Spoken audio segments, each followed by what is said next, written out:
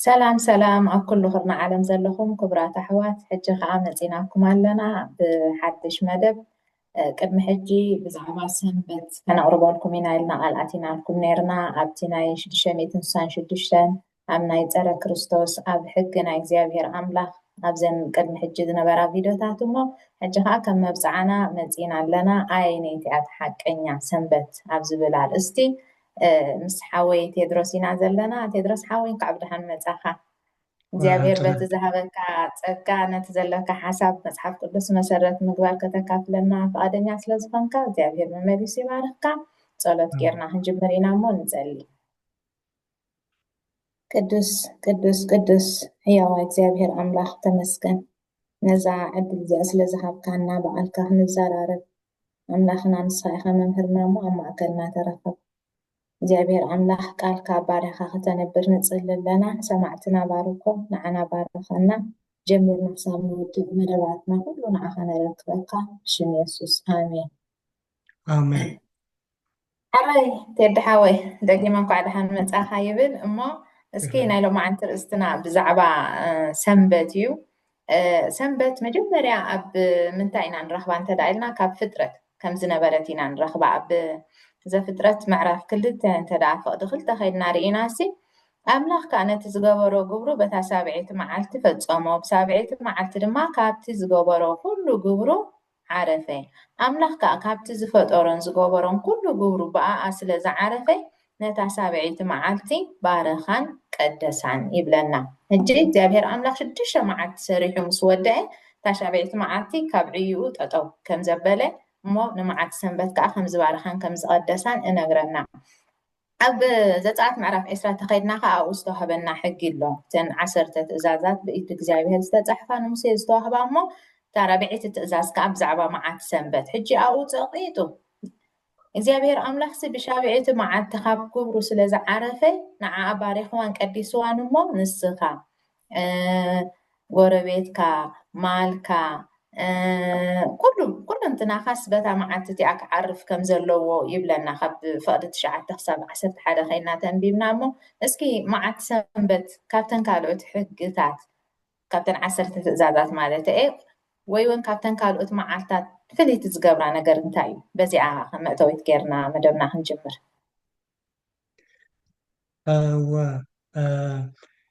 ብዛዕባ ሰንበት ፍልይቲ ዝገብራ ነገር እንተሃልዩ ከምቲ ኣቐዲምኪ ኣብ ዘፍጥረት ምዕራፍ 2 ከተንብብልና ዝፀናሕኪ እግዚኣብሔር ብቐዳሚቲ መዓልቲ ናይ ሰሙን ፍጥረታቱ ጀሚሩ ኩሉ ትኽፈጥሮ ዘለዎ ቀዳሚቲ መዓልቲ ካልኣይቲ መዓልቲ ሳልሰይቲ መዓልቲ ራብዒቲ መዓልቲ ሓሙሽተይቲ መዓልቲ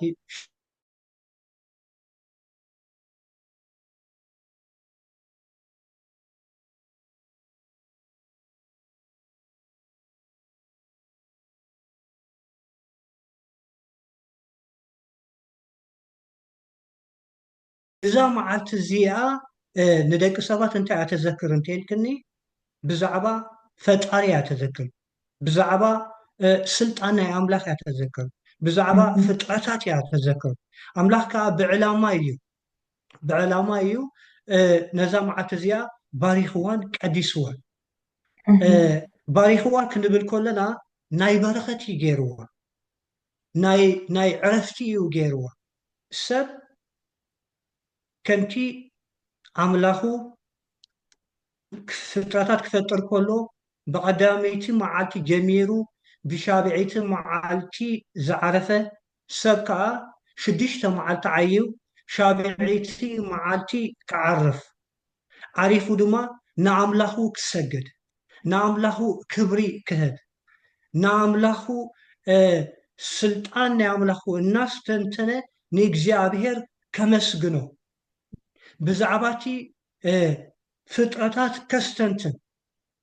ተግባር ኣምላኽ ንኸይርስዕ እዩ እግዚኣብሔር እዚ ብዕላማ ገይርዎ ምክንያቱ እግዚኣብሔር ናይ ስርዓት ኣምላኽ እዩ ናይ ስርዓት ኣምላኽ እዩ ናይ ፍቕሪ ኣምላኽ እዩ ሓልዮት ዘለዎ ኣምላኽ ሸውዓተ መዓልቲ ድፍእ ክንብል ኣይደልየናን ዋላ ንኣዳም ክፈጥሮም ከሎ እንታይ ኢልዋ ንምድሪ ዕየያ ኢልዎ ዋላ እቲ ዘድልዮ ብምሉኡ ፈጢሩሉ እንከሎ ክዓይ ከም ዘለዎ እዩ እግዚኣብሔር ንኣዳም ኣዚዝዎ ንምሂርዎን እዚ ክዓይ ዝግብኦ ኣዳምን ዘርዎን ከዓኒ ሕጊ የድልዮም ትእዛዝ የድልዮም እንደገና ዝዓርፍሉ መዓልቲ የድልዮም ንኣምላኾም በቲ ግቡኡን ስርዓትን ዘገልግልሉ የድልዮም እግዚኣብሔር እዚ ሓሲቡ ሰናይ ነገር ክገብር ከሎ ኢና ንርኢ ካብተን መዓልትታት ከዓኒ ሕጂ ቀደሳ ክብል ከሎ ከዓኒ ፈሊዋ ማለት እዩ ምቅዳስ ማለት ምፍላይ እዩ ሕጂ መፅሓፍ ቅዱስ ንኣመንቲ ንሰዓብቲ ክርስቶስ ንህዝቢ ኣምላኽ ቅዱሳን ይብሎም እዩ ቅዱስ ማለት ፍሉይ ማለት እዩ እግዚኣብሔር ድማ ካብተን 6 መዓልቲ ፈሊዋ ቀዲስዋ ነዛ መዓልቲ እዚኣ ንኣምላኽ እነኽብረላ መዓልቲ ገይሩ ፈጢርዋ ሓርይዋ እዚ ሕጂ ትእዛዝ ናይ እግዚኣብሔር እዩ እዚ ሓሳብ ናይ እግዚኣብሔር እዩ እዚ ናይ እግዚኣብሔር ድሌት እዩ ሕጂ ናይ እግዚኣብሔር ድሌትን ሓሳብን ትእዛዝን ከነቐድም ንዓና ረብሓ እዩ ንዓና በረኸት እዩ ንዓና ሰላም እዩ ኣብ ኢሳያስ 58 ፍቕዲ 13 14 ከንብብ ደስ ይብለኒ ኢሳያስ 58 ከምዚ ይብል ብሰንበት በታ ቅድስቲ መዓልተይ ሕጂ ሰንበት ናይ መን መዓልቲ እያ እንተልኩምኒ ናይ ደቂ ሰባት ኣይኮነትን ናትና ኣይኮነትን ናትና መዓልታት 6 መዓልቲ ኣለዋና ቀዳመይቲ መዓልቲ ካልአይቲ ሳልሰይቲ ራብዐይቲ ሓሙሽተይቲ ሻድሸይቲ ብ6 ክንዓይ እግዚኣብሔር ኣዚዙና ሶኒ ሶሉስ ረቡዕ ሓሙስ ዓርቢ ቀዳም ኢሉ ብልምዲ ዝፅዋዕ ማለት እዩ ብናይ እስራኤል ቋንቋ ክንሪኦ ከለና ዮም ሪሾን ሽዒ ሽልሺ ርብዒ ሓምሺ ሽሺ ይብል ሽሺ ሻድሸይቲ መዓልቲ ምዃና ማለት እዩ ዮም ሪሾን ቀዳመይቲ መዓልቲ ምዃና ማለት እዩ ብግእዝከ እሁድ ወይ ድማኒ ኣሃዱ ሕጂ ብኣዘራርባ ናይዚ እዋን እዚ ከዓኒ ሳንደይ ይብልዋ ማለት እዩ ሕጂ እታ ናይ እግዚኣብሔር መዓልቲ ሰንበት ቀዳም ኮይና እንታይ ዝብላ መዓልተይ እዩ ዝብላ ብሰንበት በታ ቅድስቲ መዓልተይ ከም ፈቓድ ርእስኻ ከይትገብር እግርኻ እንተ ዘይረሓጥካ ንሰንበት ከዓ ደስታ ነታ ቅድስቲ መዓልቲ እግዚኣብሔር ድማ ክብርቲ ኢልካ እንተሰማኸያ እንተኣኽበርካያ መንገዲ ርእስኻ ድማ እንተዘይከድካ ፈቓድ ርእስኻ እንተዘይገበርካ ኮቱ ዘረባ እውን እንተዘይተዛረብካ ኣፍ እግዚኣብሔር ተዛሪቡ እዩ እሞ ሽዑ ብእግዚኣብሔር ደስ ክብለካ እዩ ኣነ ድማ ናብቲ በረኽቲ ምድሪ ከደይበካ ርስቲ ኣቦኻ ያዕቆብ ከብላዓካ እየ ይብል ማለት እዩ ከብላዓካ ይብል ኣምላኽ መስገን ሕጂ ነታ ቅድስቲ መዓልቲ ሰንበቱ እንተ ተረዲናያ ብፍልጠት ንክብሪ እግዚኣብሔር ኣኽቢርናያ እዚ በረኸት እዚ ንረክብ ማለት እዩ ኣምላኽ መስገን ሕጂ እግዚኣብሔር ብኸምዚ እዩ ፈሊዋን ቀዲስዋን እዚ ሕጂ ትእዛዝ ናይ ኣምላኽ እዩ ናይ ኣምላኽ ድሌት እዩ ኣነ ንስኻትኩምን ድማ ናይ ኣምላኽ ትእዛዝን ድሌትን ከነማልእ ፍቓደኛታት ክንከውን ይግባአና መጀመርታ ንርእስና ንረብሓና ንፅቡቕና ንሰናይና ካልኣይ ከዓኒ ውሉድ ኣምላኽ ንኣምላኽ ክእዘዝዎ ፍቓድ ኣምላኽ ስለ ዝኾነ ነዚ ክንገብሮ ይግባአና እዩ ማለት እዩ ስለዚ እግዚኣብሔር ኣብ መፅሓፍ ቅዱስ ክንሪኦ ከለና ንሰንበት ከነብዕላ ናይ እግዚኣብሔር ሰንበት ሻብዒይቲ መዓልቲ እዛ ብልምዲ ቀዳም ትበሃል ምዃና ደጋጊሙ ይገልፀልና እዩ ከምቲ ኣቐዲማ እውን ተሓስሓፍና ዝገለፀቶ ኣብ ዘፀኣት ምዕራፍ 20 ዘሎ ኣብተን 10 ትእዛዛት ተጠቕሊላ እያ ዘላ እታ ራብዒይቲ ትእዛዝ ብዛዕባ ሰንበት እዩ ዝዛረብ ነዛ ሰንበት እዚኣ ከነብዕላ ወይ ድማ ክንሕልዋ ዘክር እንዳበለ እዩ ዝዛረብ ከምሲ ደቂ ሰባት ኣብቲ መወዳእታ ዘበናት ከም ዝርስዕዎ ብመንገዲ ርእሶም ከም ዝኸዱ ዝደለይዎ በዓላት ከም ዘብዕሉ እታ ናይ እግዚኣብሔር ሰንበት ግን ከም ዝርስዕዎ ኣቐዲሙ ዘክር እናበለ እዩ ዝፅሕፍ ዘሎ ስለዚ ኣገዳሲ ጉዳይ ምዃኑ ንዛረበሉ ዘለና ክቡራት ሰማዕትና ብምግንዛብ ንቃል ኣምላኽ ብምምርማር ነታ ናይ እግዚኣብሔር ሰንበት ክትፈልጥዋ ብፍልጠት ድማ ንክብሪ ኣምላኽ ክትነብሩላ ነተሓሳስብ እግረ መንገድና ማለት እዩ። ዓራይ ፅቡቅ እንተዳሓወይ ኣምላኽ ባረካ። ምናልባሽ ሕጂ ብዛዕባ እታ ሰንበት ቀዳም ምዃና ክጠቕሰልና ፀኒሕካ፣ ግን እስከ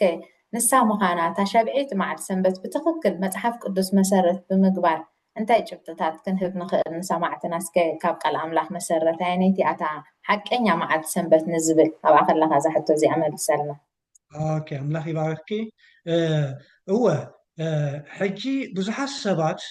ብዛዕባ ናይ ሰንበት ጉዳይ ኣይንፅረሎምን እዩ። ገሊኦም ከዓ ብጌጋ ዝተረድእዎ ነገራት ኣሎ። ብመፅሓፍ ቅዱስ ግን ሰንበት ኣይነይቲ እያ፣ እታ ናይ እግዚኣብሔር ሰንበት ኣይነይቲ እያ እትብል ብቕልል ዝበለ ክንርድኦ ንኽእል ኢና። ቀዳማይ ናበይ ክንከይድ ኣነ ይደሊ ናብ ዘፍጥረት ክንከይድ ምዕራፍ 1 እንተኸይድና ኣብኡ ከለቱ ታሪክ ስለንፈልጦ ቀዳመይቲ መዓልቲ እዩ ዝብል እቲ ምፍጣር ዝጀመረሉ፣ ካልአይቲ ሳልሰይቲ መዓልቲ፣ ራብዐይቲ፣ ሓምሸይቲ፣ ሻድሸይቲ መዓልቲ ይብል። ሕጂ ሻድሸይቲ መዓልቲ እንታይ ትዝክሩ? ሰብ ዝተፈጥረሉ። ሽዑ ሻብዐይቲ መዓልቲ ባርኻን ቀደሳን ሰንበት ኢሉ ከዓኒ ከም ዝሰመያ መፅሓፍ ቅዱስ ይዛረብ። ሽዑ ናበይ ንኸይድ? ጎይታ የሱስ ክርስቶስ ኣብዚ ምድሪ እዚ ኣብ ዝነበረሉ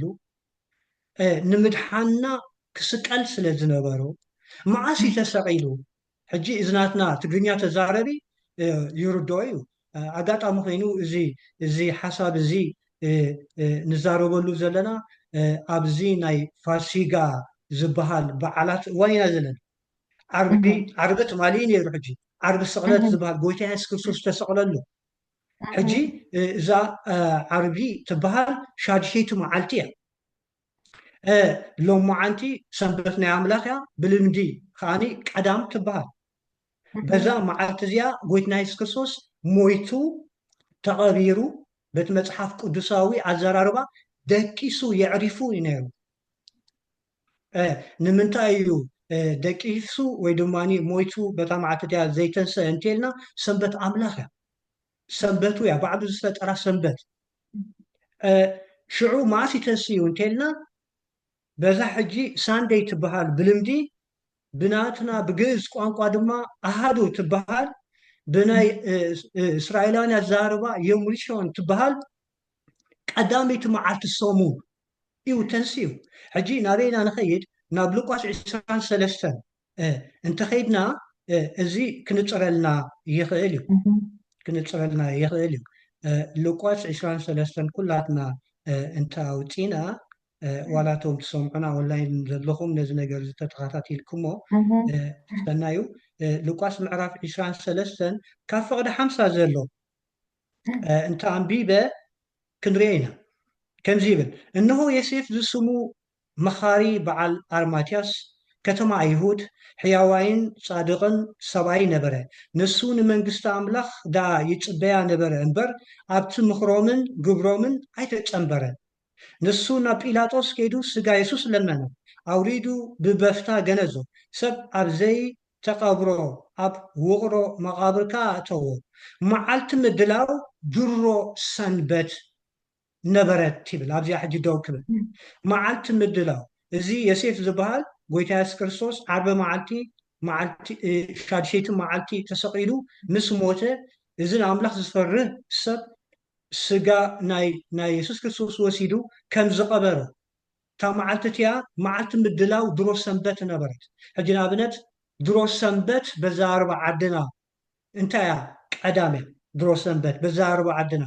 ድሮ ሰንበት በዛረባ መፅሓፍ ቅዱስ፣ ድሮ ሰንበት በዛረባ መፅሓፍ ቅዱስ ነተሓቀኛን ዓርቢ እያ። ጎይታ የሱስ ክርስቶስ ዓርቢ ተሰቂሉ ሰንበት በሃል ዘላ ናይ መፅሓፍ ቅዱስ ኣይሁዳውያን ሕጂ ዝሕልውዋ ዘለው እታ ትክክለኛ ሰንበት ቀዳም እያ። ሕጂ ታሪኻት ስለዝፀየቆ እዩ ኣንሕና ሓበሻውያን ነታ ሰንበት ናይ እግዚኣብሔር ቀዳም ንብላ፣ ነታ ሳንደይ መዓልቲ ፀሓይ ትበሃል ጎይታና የሱስ ክርስቶስ ዝተንስኣላ ከዓኒ እንታይ ኢና ንብላ? ሰንበት ንብላ። እዚ ግን ጌጋ እዩ፣ ከነዕርዮ ይግባአና እዩ። ስለዚ መዓልቲ ምድላው ድሮ ሰንበት ነበረት፣ የሱስ ክርስቶስ ተሰቕለላ። እተን ካብ ገሊላ ምስኡ ዝመፃ ኣንስቱ ድማ ስዒበን መቃብሩን ስጉኡ ከዓ ከመይ ከም ዝነበረን ረኣያ ተመሊሰን ከዓ ሽቱን ቅዱይ ቅብን ኣዳለዋ ግናኸ ከምቲ ትእዛዝ ሕጊ ብሰንበት ዓረፋ ከምቲ ትእዛዝ ሕጊ ሰንበት መዓልቲ ኣብ ቤት ኣምላኽ ኮንካ ንኣምላኽ ተገልግለሉ ኣብ ቤትካ እውን እንተኮይንካ ንእግዚኣብሔር ተኽብረሉ ካብ ዝተፈላለየ ስራሕ ኣቋሪፅካ ንናይ እግዚኣብሔር ክብሪ እትውዕለሉ ከም ቃሉ ምዃኑ ርድዩ ከምቲ ናይ ትእዛዝ ሕጊ ከም ዝዓረፋ ናበይ ናብቲ መቃብር ኣይከዳን ኣቋሪፅኖ ኣይከዳን ሰንበት ካብ መዓስ ናብ መዓስ እያ ትብዕል እንተኢልና መፅሓፍ ቅዱስን ይገልፀልና እዩ ኣብ ዘሌዋውያን ምዕራፍ 23 ፍቅዲ 32 ተንቢብና ካብ ምሸት ናብ ምሸት እዩ ዝብል ካብ ዓርቢ ምሸት ስጋብ ሰንበት ምሸት ወይ ድማ ቀዳም ምሸት እዚ ሰዓታት እዩ ዝብዕል ንፁር ገይሩ ፅሒፍዎ ኣሎ ከምኡ ስለ ዝኾነ እዩ ሰንበት ዓርቢ ምሸት ምስ ኮነ ናብቲ መቃብር ክኸዳ ይደለያን ዮሴፍ ከዓ ተቐላጪፉ ሰንበት ከይኣተወት ክቐብሮ ከሎ ኢና ንርኢ ማለት እዩ ሽዑ ናብ ምዕራፍ 24 ሉቃስ ንኸይድ በታ ቀዳመይቲ መዓልቲ ሶምን ይብል እስከ ዘክሩ በታ ቀዳመይቲ መዓልቲ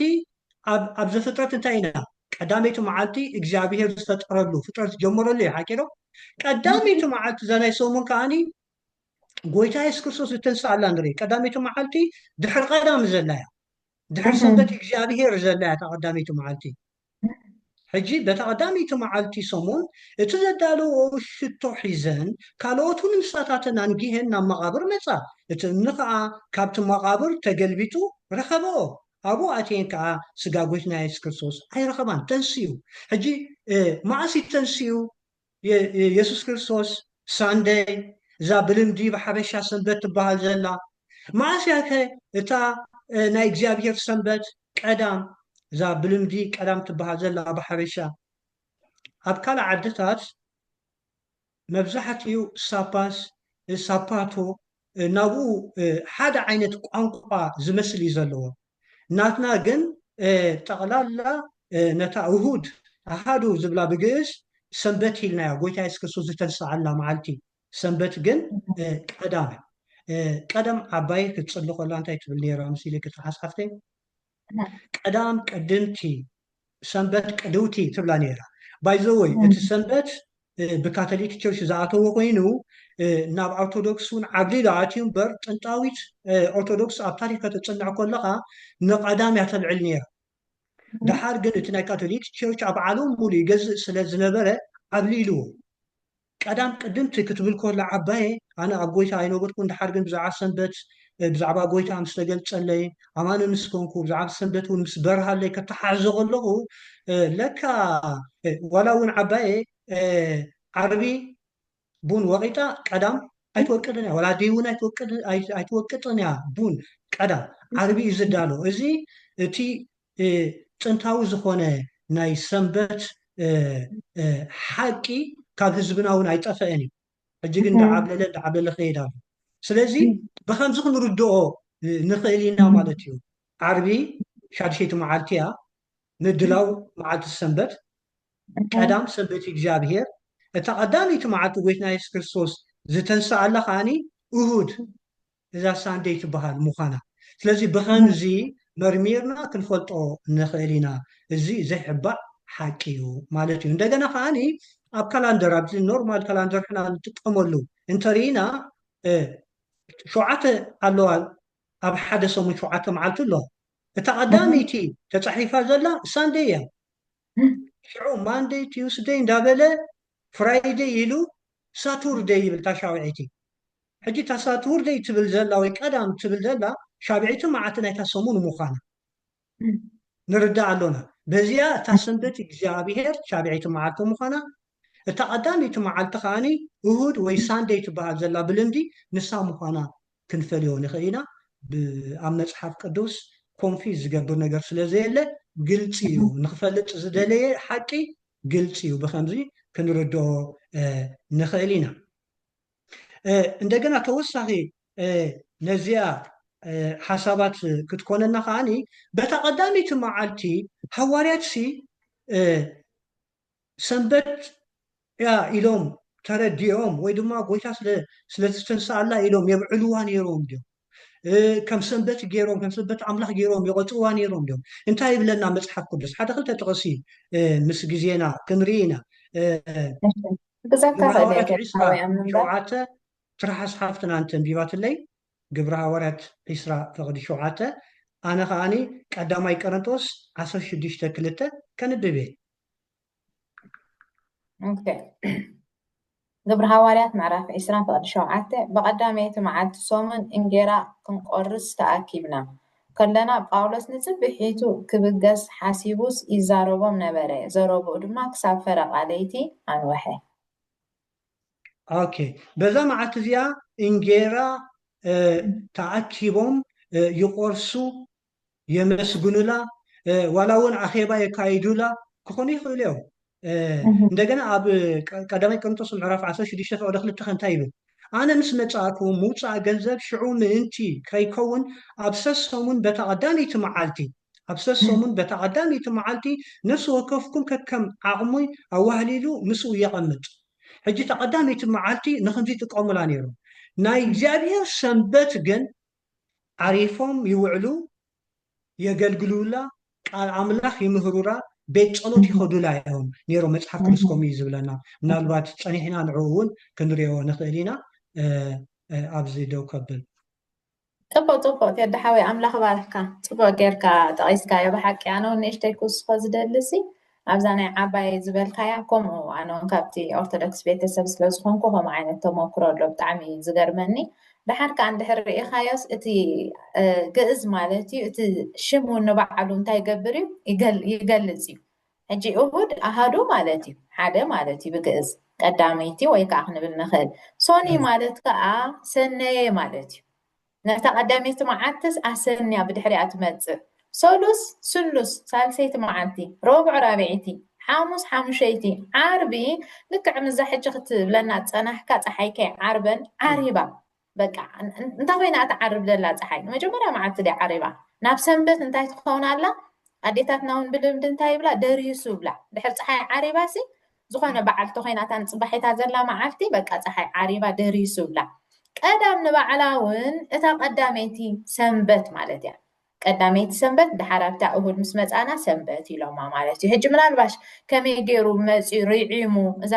ቀዳመይቲ መዓልቲ ሶሙን ሻብዒቲ መዓልቲ ሰንበት ክትከውን ክኢላ እዚ ኣዝዩ ሰፊሕ ኣርእስቲ እዩ ብፍላይ ኣብቲ ታሪክ ናይ ኦርቶዶክስ እንድሕር ኣንቢብናዮ ብግልፂ ኣብኡ የስፍሮ እዩ ብኸመይ እታ እሁድ ርዒማ ዝነበረ ክርክራት ኣብኡ ብዛዕባ ሰንበት ኣሎ ኣብኡ ከይድና ክነንብቦ ንኽእል ኢና እሞ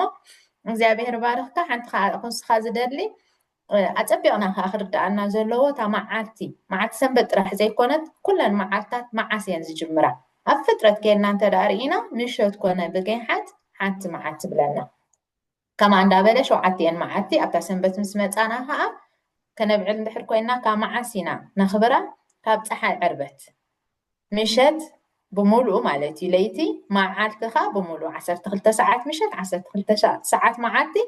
ንፅባሒታ ፀሓይ ዕርበት እታ መዓልቲ እንታይ ትኸውን ትውዳእ እሞ እዚ ዝያዳ ንሰማዕትና እውን ኣብ ቃል ኣምላኽ ከይዶም ከፅንዕዎ ንላቦ ማለት ሰፊሕ ኣርእስቲ ስለዝኾነ ሓዳይ ኣብ ብድሕሪኣ ክሓተካ ደልየ ዘለኹ እስኪ ኣብ ዘዳግም እሞ ከንብብ እየ ኣብ ዘዳግም ምዕራፍ 5 ፍቅዲ 15 እንታይ ይብል ክሳብ ድሓን እሳ ጥራሕ ከንብባ እየ ንስኻ ድማ ኣብ ሃገር ግብፂ ባርያ ከም ዝነበርካ እግዚኣብሔር ኣምላኽካ ከዓ ብፅንዕቲ ኢድ ብዝርግሕ ትቕልፅም ካብኣ ከም ዘውፃእካ ትዘክር ስለዚ እግዚኣብሔር ኣምላኽ መዓልቲ ሰንበት ክትሕሉ ዘክር ሕጂ ናይ ግብፂ ኣምፂ እዩ ማለት እቲ ናይ እስራኤላውያን ካብ ግብፂ ምውፃእ ዓብይ መንፈሳዊ ትርጉም እዩ ዘለዎ ምሽ ምስኣ ከዓ ናይ ሰንበት ምትእስሳር ኣምፂ ኣቢሉ ከዓ ናይ ሰንበት እሞ እስኪ ምስ ምድሓና ወይ ምስ እግዚኣብሔር ኣምላኽ ዘለና ርክብ መዓልቲ ሰንበት ስኒ እንታይ ርክብ ኣለዋ እወ ሓቶ ነፂራ ህልካ ተኮይና ተየድሓወይ እወ ንፅርትያ እስራኤላውያን ኣብ ግብፂ ኣብ ዝነበረሉ ግዜ ኣብ ባርነት እዮም ነይሮም ኣዝዮም ኣብ ዘጨንቕ ኩነታት እዮም ነይሮም እግዚኣብሔር ካብኡ ኣውፅኡ ናብታ ፀባን መዓርን እተውሕዝ ናይ ሓርነት ምድሪ ንዕኦም ዝመደባ እዩ ዘውሕሶም ነይሩ። ስለዚ ናብኣ ከእትዎም ርግፀኛ ነይሩ እዩ። ኣብኣ ምስ ኣተዉ ናይ እግዚኣብሔር ሰንበት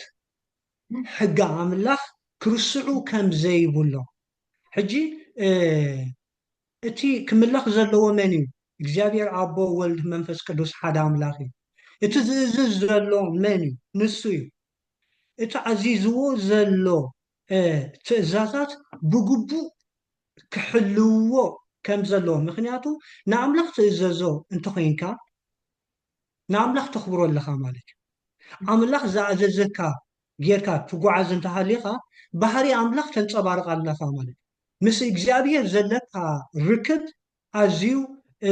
ኣብ ፅቡቅ ኩነታት ኣሎ ማለት እዩ። ናይ ኣምላኽ ሰብ ምዃንካ ዘርኢ ባህሪ ኣለካ ማለት እዩ። ካብቶም ኣብ ዓለም ዘለው ዝተፈለካ ኢኻ ማለት እዩ። ልክዕ ዝተፈለየ በረኸት ሂቡካ ኣሎ ነቲ ዝሃበካ በረኸት ክትእዘዞ ኣለካ። ሕጂ እቲ ሰንበትን ብዛዕባ ምድሓንን ዘራክብ ነገር ኣለዎ። ሕጂ ሰንበት ንበይናይ ኩነትን ዘላ ሰንበት ክትብል ከለካ ንኣምላኽካ ከተምልኽ ከም ዘለካ ንኣምላኽካ ብኾንቱ ከተልዕል ከም ዘይብልካ ኩሉ ትእዛዛት ክትሕሱ ከም ዘይብልካ ክትሰርቕ ከም ዘይብልካ ዝብል ትእዛዛት ኩሉ ዘጣመረ እዩ። ንምንታይ ኢና ብዛዕባ ሰንበት ነልዕል ዘለና? ሰንበት ስለተረስዐት እዩ። ሰንበት ትክክለኛ ሰንበት ሰባት ስለዘይፈለጥዋ ዘለዎ እዩ። ኣንሕና ከዓ ነዚ ሓቂ እዚ ክንመስክር ስለ ዘለና መንፈስ ቅዱስ ነቶም ሓቂ ሒዞም ዘለው ክዛረቡ ስለ ዘሎ ኢና ንዛረብ ዘለና። ስለዚ ምትእስሳር ኣለዎ። እንተ ብጎይታ ድሒነ የልካ ወይ ድማ ናይ ኣምላኽ ሰብ የልካ ንኣምላኽ ፈርሄ የልካ ብዛዕባ ሰንበት ኣፍልጦ ዘይብልካ ፍንጥርያዕ ትብል ተኮይንካ ወይ ድማ ንናይ እግዚኣብሔር ሰንበት ከም ድሌትካ ትቆፅራን ዘይትሕልዋን እንተኮይንካ እቲ እግዚኣብሔር ዝኣዘዞ ትእዛዛት ኣብኻ ይረአየን ኣሎ። ሰንበት ከተድሕነና ኣይትኽእልን ፈፂማ። ሰንበት ግን ዕረፍቲ ትበና እግዚኣብሔር ስለ ዝኣዘዘ ንኣምላኽ ብኣ እንታይ ንገብሮ ኣለና? ነኽብሮ ኣለና ማለት እዩ። ምናልባት ኣብ ኢሳያስ ምዕራፍ 1 ፍቅዲ 18 ተንቢብና ከም ዝብል ቃል ኣለዎ 19 ክብል ኢሳያስ ፍቅዲ 1 ጥቕሲ 19 ጥራይ እንተበልኩምን እንተተኣዘዝኩምን ሲ ጣዕምታ ምድሪ ክትበልዑ ኢኹም። ሕጂ ጥራይ ዝብል ልቢ ምእዛዝ ልቢ ኣበይ ይግለፅ? ኣብ ሰንበት። ኣብ ሰንበት ሰንበት ናይ እምነት ጉዳይ እዩ። ናይ ንኣምላኽ ናይ ምቕባል ጉዳይ እዩ። እግዚኣብሔር 6 መዓልቲ ዕየዩ 7ይቲ መዓልቲ ኣኽብርዋን ተኣዘዝዋን ኢሉ ኣዚዙና እዩ እሞ ብመዓልቲ ሰንበት ከም ፈቓድ እግዚኣብሔር ክንከውን ይግባአና እዩ ኢለ ኣነ ኣሚነ ከም ቃል ኣምላኽ መሰረት ኣሚነ ከዓ ንኣምላኽ እዘዞ ኣለኹ። ሕጂ ሰንበት ስለ ዝሓለኹ ዘለኣለም ሂወት ኣይረክብን እየ። ዘለኣለም ሂወት ዝረክብ ንክርስቶስ የሱስ ብምእማነይ ምድሓን ብፀጋ እዩ ብሕጊ ኣይኮነን። ግና ንክርስቶስ ይእዘዞ እንተኮይነ ዘፍቅሮ እንተኮይነ ክብል ክእዘዞ ኣለኒ። ኣብ ወንጌል ዮሃንስ ግልፂ ዝኾነ ክርስቶስ ዝተዛረቦ ቃል ኣሎ። ወንጌል ዮሃንስ 14:15 ተፍቅሩኒ እንተኮይንኩም ትእዛዛተይ ሓልዉ። ሰንበት ናይ ኣምላኽ ከዓኒ ኣብተን 10 ትእዛዛት እያ ዘላ ኣብታ 4ይቲ እሞ ከዓ እግዚኣብሔር ብዙሕ ግዜ ኣኽብርዋ ሓልውዋ ከይትርስዕዋ ዘክሩ እናበለ ዝዛረበላ። ስለዚ ብከምዚ ኢና ብዛዕባ እቲ ምድሓና ናይ ምድሓናን ናይ ሰንበት ቁም ነገርን ከነተሓሕዞ ዘለና ማለት እዩ። ማራይ ፅቡቅ ብሓቂ ተዳሓወይ ኣነስ ብዛዕባ ሰንበት ክሓስብ ከለኹስ ብሓቂ ከማና ኣምላኽ ስኸነ መስግኖ እዩ ዝግባእ። ንዓናስ ዓባይ ዝኾነት ናይ ሓጎስ ናይ ዕረፍቲ ናይ ደስታ መዓልቲ ሂብና። ኩሉ ግዜ ኣነ ምስ ለይቲ እየ ዝተኣሳስራ ማለት ምስ ሕጂ ንግብፂ ከባርነት ከውፅኦም ከሎ ምስቲ ሰማያዊ ዕረፍቲ ብዓብዪ እንድዩ ዝተኣሳሰር ቀትርስ ሃለኽለኽ ክትብል ውዒልካ ለይቲ ክመፅእ ከሎ እምሮኻ ስጋኻ ኩሉ ይዝዓርፍ ሕጂ ሰንበት ከዓ ልክዕ ከምኡ እዩ እግዚኣብሔር ሲ ኣቐዲሙ እቲ ንወዲ ሰብ ዘድልየ ነገር ስለዝሓሊ ሂብና እሞኒ ኣዚና ከማን ንሕናስ መዓልቲ ሰንበት ክንባረኸላ ክንጥቀመላ ምስ እግዚኣብሔር ኣምላኽና ክንራኸበላ ምስ ቤተሰብና ክንሕጎሰላ ትግባእ መዓልቲ እያ እሞ ከም ጾር ክትኮነና የብላን ክብል ደልየ እሞ እግዚኣብሔር ይባርኽካ እንተድሓወይ እስከ ናብታ ናይ መወዳእታ ሕቶ ክሰግር ምናልባሽ ኣብ ሓድሽ ኪዳን ኢና ዘለና ኣብ ፀጋ ኢና እንድሕን ጠቒስካ እውን ነርካ ትኽክል ኢኻ ማለት ሕጊ ንዓና የድሕነናኒ ሕጊ ይኮነን ዘድሕነና ግን በዓላቶም እውን የሱስ ክርስቶስ ሃዋርያ ንሰንበት መዓልቲ ሰንበት ከም ዘኽበርዋ ከዓ ንርኢ ኢና ኣብ ሓድሽ ኪዳን ኮይኖም ማለት እዩ እሞ ሓራይ እስከ መዓልቲ ሰንበት ቀዳም እዛ ሕጂ ብልምዲ ቀዳም ንብላ ናህና ሕብረተሰብ እሳ ሸብዒቲ መዓልቲ ምዃና ፈሊጥና ኣለና ሓራይ ንስያ መዓልቲ እግዚኣብሔር ግን በዘን ጥቕሲ መሰረት ብምግባር ከዓ ክንሕልዋ ግን ኣየድልየናን እዩ ተሪፋ እያ ናይ ኣይሁድ እያ ዝብል ሓሳብ ኣሎ እሞ መጀመርያ ተን ጥቕሲ ከንብበልካ እዩ ምክንያት ገለገለ ሰባት ከም ምክንያት ዝጥቀሙለን ማለት እዩ እታ ሓንቲ ኣብ ዕብራውያን ትርከብ እያ ምዕራፍ 4:9-10 እምበኣርሲ እቲ ኣብ ዕረፍቱ ዝኣተወ ከምቲ ኣምላኽ ካብ ግብሩ ዝዓረፈ ንሱ እውን ካብ ግብሩ ዓሪፉሎ እሞ ንህዝቢ ኣምላኽ ዕረፍቲ ሰንበት ተሪፋትሎም ኣላ ዝብል እዛ ተሪፋትሎም ኣላ ትብል ቃልሲ ሰንበት ከም ዝተረፈት ድያ ተስምዕ ሓንቲ እዚኣ ሕቶ እዚኣ ብሓንሳብ ጌርካ ክትምልሰን ካልአይቲ ከዓ ኣብ ቆለስየ ምዕራፍ 2:16 ንረኽባ ደጊም ብብልዕን መስተን ወይ ብምብዓል በዓላት ወይ ብሰርቂ ወርሒ ወይ ብሰናብቲ ዝመፀ ሓደ እኳ ኣይፍረድኩም ይብል ኣሎ ሕጂ ብፍላይ ናይ መወዳእታ ጥቕሲ ኣብቲ ቆለስየ ከይድና እንተ ደኣ ኩሉ ትሕዝቶ ኣንቢብናዮ ሰፊሕ ዝኾነ ርእስቲ እዩ ግን እዚአን ሰናብቲ ዝብላ ዘለዋ ብዚ ትኽክል ነታ ሳባዝ ወይ ሰንበት ኣምላኽ ሕጂ ክንዛረበላ ፀናሕና ንዓኣ ትውክል ዳ ኣብዘን ክልተ ሕቶ ጌርና ክንወድእ ኧረ እሺ በታ ቀዳሚቲ ሕቶ ክንጅምር ኣብታ ዕብራውያን እምበኣርሲ እታ ኣብ ዕረፍቱ ዝኣተወስ ከምቲ ኣምላኽ ካብ ግብሩ ዝዓረፈ ንሱ እውን ካብ ግብሩ ዓሪፉ ኣሎ እሞ ንህዝቢ ኣምላኽ ዕረፍቲ ሰንበት ተሪፋትሎም ኣላ ዝብል ዘሎ ልዕል ኢልና እንተሪእናዮ ከምቲ እያሱ እናበለ እዩ እያሱ عرفوهم نيرو انت زخون تحريو بزعبا قالوا معلتي ان تزاربن نيرو እግዚአብሔር ከም ተዓቀዲምኪ ተዛረብክዮ እስራኤላውያን ካብ ግብፂ ንከነዓን ክመርሖም እንከሎ ብመዓልቲ ሰንበት እናዕርፉ ንኣምላኾም እናኽበሩ እዮም ዝኸዱ ነይሩ ሕጂ እታ ሰንበት ትርጉማ እንታይ እዩ ዕረፍቲ እዩ ዕረፍቲ እዩ ሰንበት ኣብ ብሉይ ኪዳን 6 መዓልቲ ዓዮም ሻብዒቱ መዓልቲ ክዓርፉ ንኣምላኽ ከዓኒ ከምልኹ ኢሉ ዓዚዝዎም በተን ካልኦት መዓልታት ስርሖም ክሰርሑ ኣለዎም ግና ንኣምላኽ ክውስዑ ኣለዎም ማለት ኣይኮነን ኣምላኽ ስርዓት ስለ ዝኾነ እዩ ስለዚ ሓዋርያ ጳውሎስ ግን እንታይ እዩ ዝብል ዘሎ ሕጂ ምስ ምንታይ እዩ ዘተሓዘ ዘሎ ሓዋርያ ጳውሎስ ምስ ምድሓን እዩ ምስ ዘለኣለማዊ ዕረፍቲ ኣብ ሰማይ እዩ ዘተሓሕዞ ዘሎ ሕጂ ንሕና ሰንበት ሰሙን ኢና ንባረኸላ 6 መዓልቲ ደኺምና ሰሪሕና ሻብዒቱ መዓልቲ ሩፍ ኢልና ዓሪፍና ምስ እግዚኣብሔር ኣምላኽና ከም ቃሉ ከም ትእዛዙ ንውዕለላ ናይ በረኸቱ መዓልቲ እያ እዛ መዓልቲ እዚኣ ነታ ብክርስቶስ ዝረኸብናያ ዘለኣለማዊ ዕረፍቲ ተዘክረና እዩ ሕጂ ሓዋርያ ጳውሎስ ነዚ ይዛረብ ዘሎ ብዛዕባ እታ ብጎይታ ዝተዋሃበትና ዘለኣለማዊ ዕረፍቲ ካብዛ ሓላፊት ዓለም ካብዛ ኣጨናቂት ዓለም ንሰገገለላ መዓልቲ ዕረፍቲ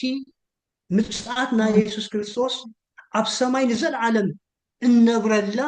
ዕረፍቲ ይዛረብ ዘሎ ሕጂ ሰንበት ንምንታይ ተጠቂሙላ ኣብዛ ሓሳባት እዚ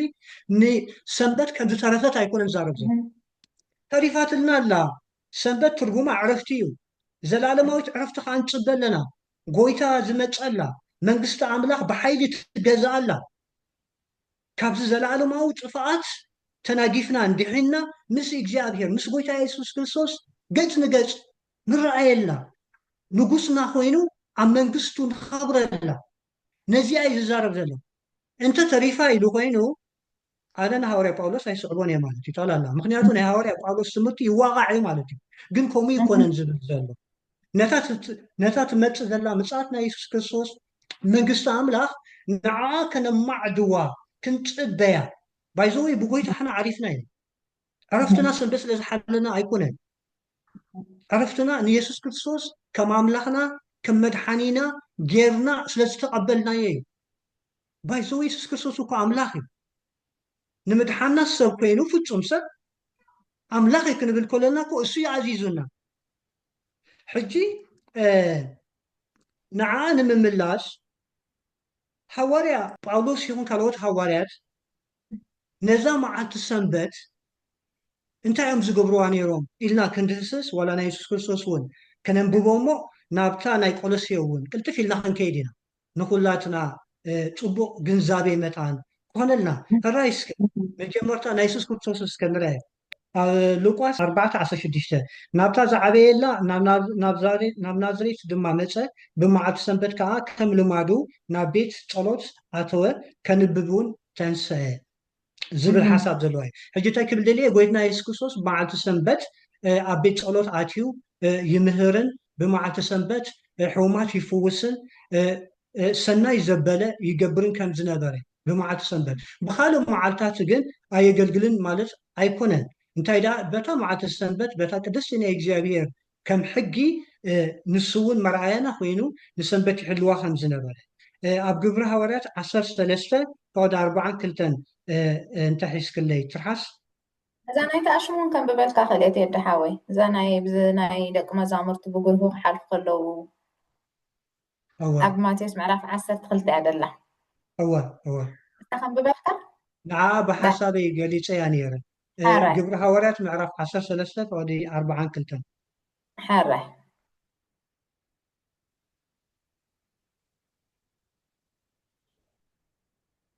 13:42 ኢልካ ንምሽ እወ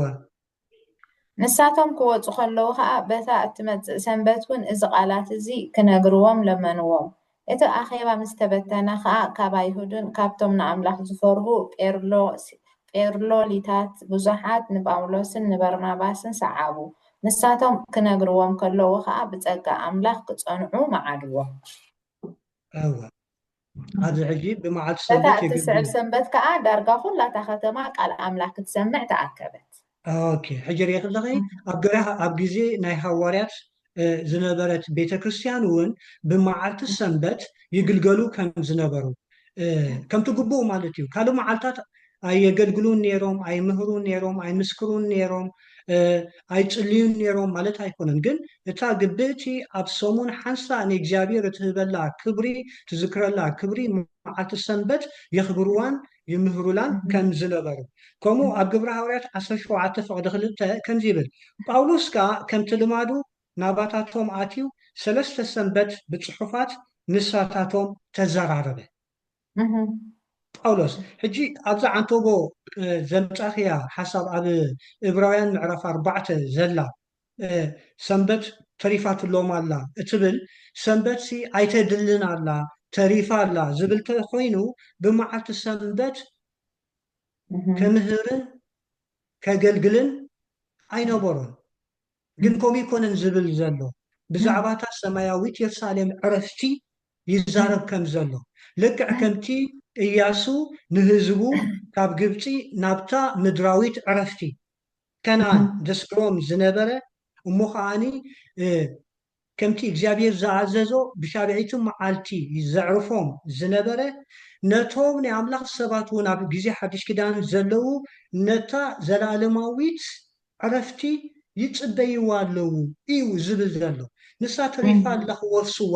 እዩ ዝብል ዘሎ ኣብዚ ግና ሰንበት የገልግል ከም ዝነበረ ኢና ንርኢ ግብሪ ሃዋርያት 18 እንተሪኢና ኣብ ፍቕዲ 4 ንባዕሉ ሰንበት ከዓ ኣብ ቤት ጸሎቶም ይዘራረብ ንኣይሁድን ንፅርኣውያንን ድማ የረድኦም ነበረ። ናይ መወዳእታ ጥቕሲ ብዛዕባ እዚኣ ግብረ ሃዋርያት 16 فقد 13 ስጋብ 15 እንተሪእና ከምዚ ይብል ብመዓልቲ ሰንበት ከዓ ካብ ዓንቀጽ እታ ከተማ ወፂና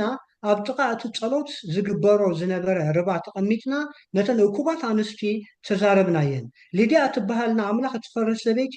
በዓልቲ ከተማ ቲያትራ ሸያጢት ቀያሕ ሓሪ ፅን ትብለና ነበረት። ናብቲ ጳውሎስ ዝብሎ ዝነበረ ከተድህብ ከዓ እግዚኣብሔር ልባ ከፈተላ። ንሳ ምስ ስድራ ቤታ ምስ ተጠመቐት ከዓ ከም ኣማኒት ጎይታ ሪኢኹምኒ እንተኮይንኩምሲ ናብ ቤቴ ኣቲኹም ተቐመጡ ኢላ ለመነትና ግድውን በለትና። በታ ሰንበት መዓልቲ ሃና ትበሃል ቃል እግዚአብሔር ትሰምዕ ኮላ ሊድያ ልባ ኣምላኽ ክኸፍተላ ከሎ ብመዓልቲ ሰንበት ጎይታ ክትቀበል ኮላ ምስ ስድራ ቤታ እንታይ ክትከውን ኮላ ክድሓን ኮላ ሪኢኹም ሰንበት ስጋዊ ዕረፍቲ ትበና ብዛዕባ እቲ ዘለኣለማዊ ዕረፍቲ ከዓ ትምህረና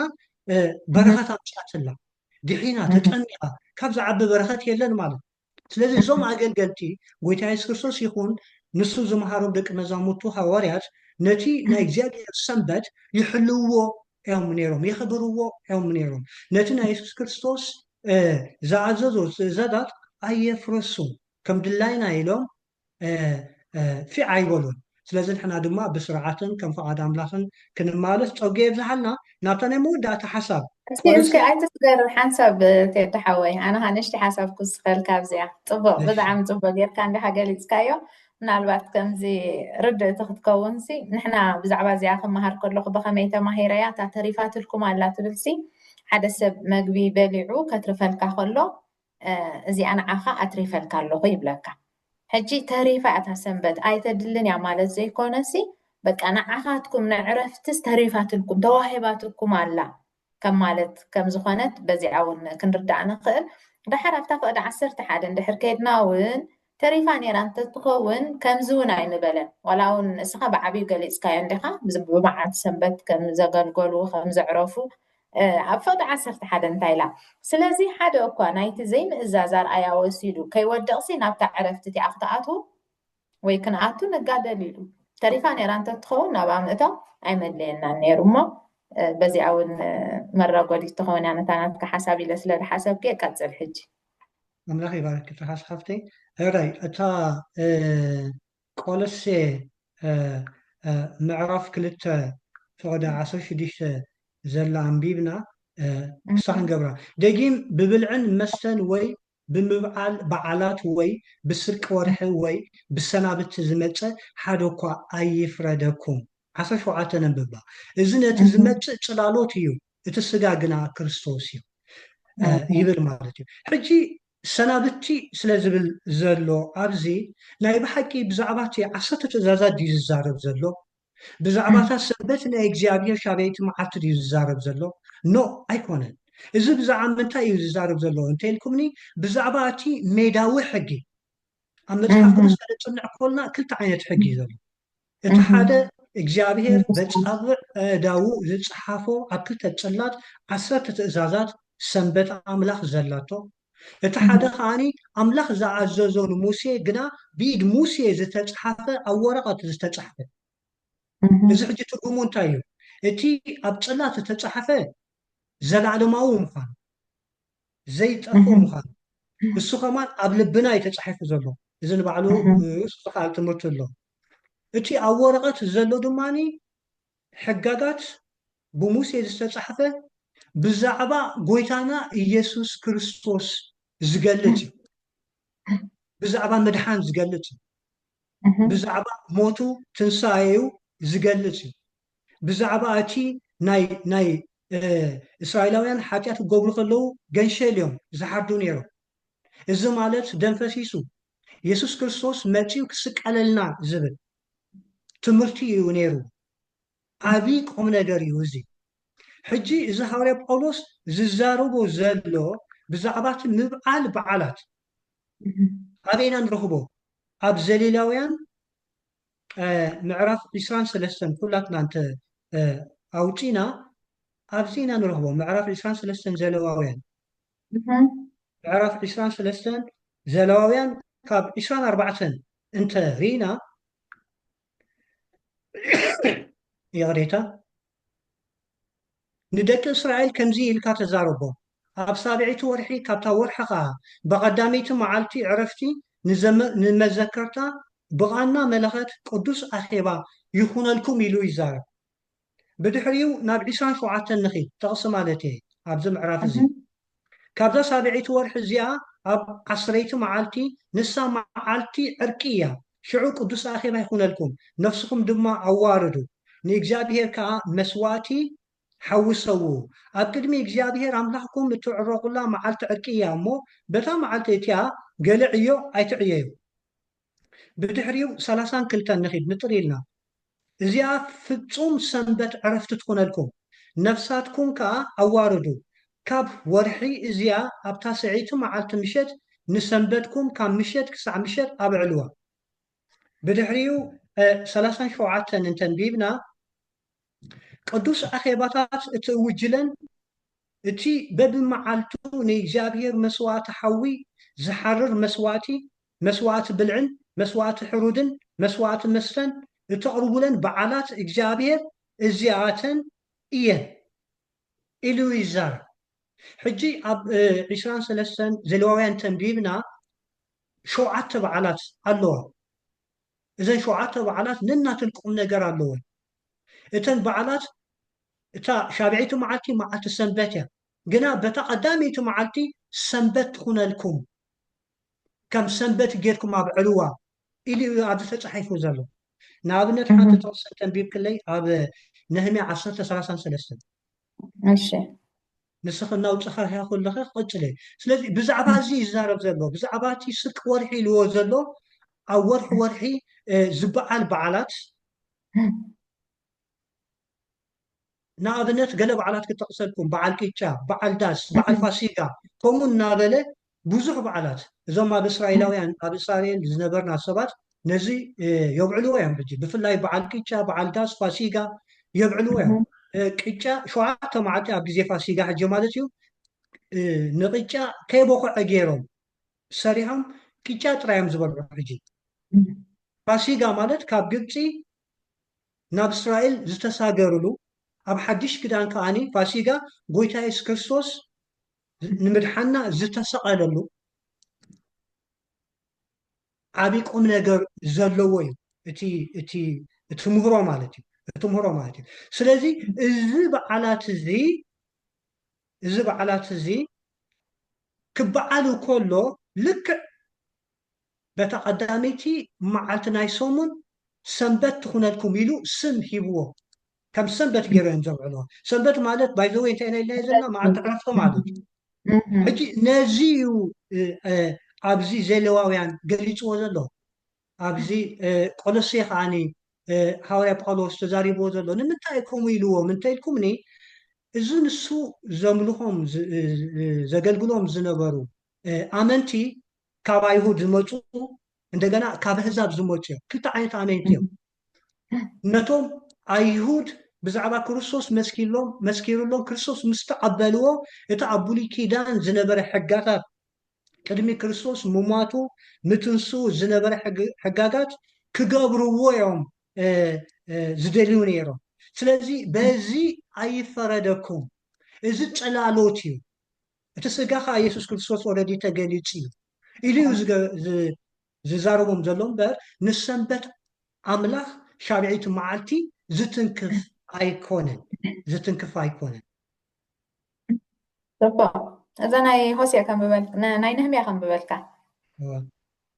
كمتي أب حق تتصحيف زلو دما بقر دقنان انسسانان بقري أحانان أباقعنان نابتم بيت أملاخ نمتس يعتبر ما